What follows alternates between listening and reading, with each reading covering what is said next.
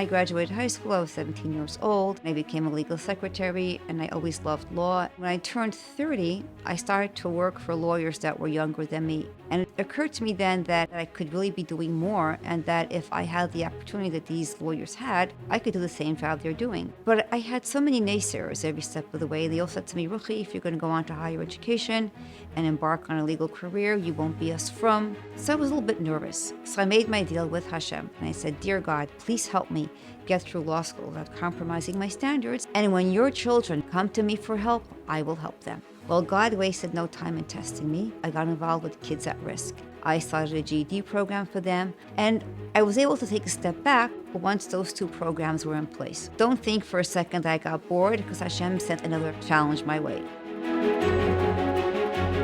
So, Mrs. Spitzer, I think it's just about 12 years already since I was invited to a meeting at your house in the evening. Many years ago when Hatzalah formed, there were a few people who decided, let's do a women's course just for women. It was from ladies not exposed to the other gender. It would be nice if women would train. We were a group of women at the time, and we were told that Hatzalah was willing to work with us, and they would actually take in some women. So we ended up taking an EMT course, and when we passed the courses, for some reason Hatzalah changed their minds, and it never did happen.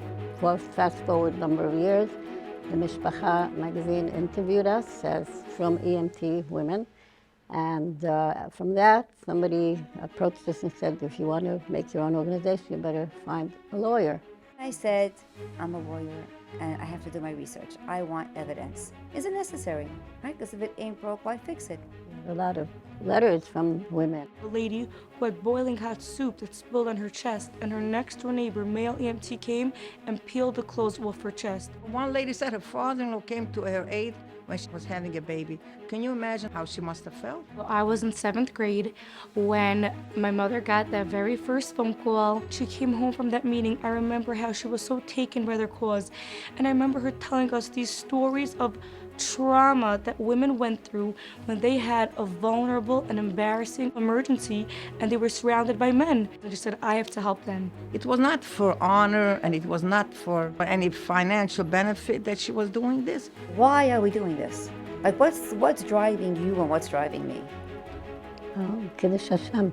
Right? Kiddush Hashem. Kiddush Hashem. A woman's seen Her dignity. Somebody is in fear about their medical situation, kind of like a trauma. They need somebody comforting.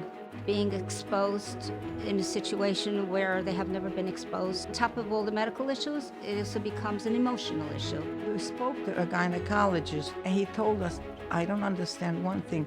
How come you women didn't start this years ago? I can say with a clear heart, a clear conscience, before we go to the shul on Rosh Hashanah, that we are doing this for the sake of women's dignity and tznius, and ultimately hope to be B'chad Hashem Shamayim.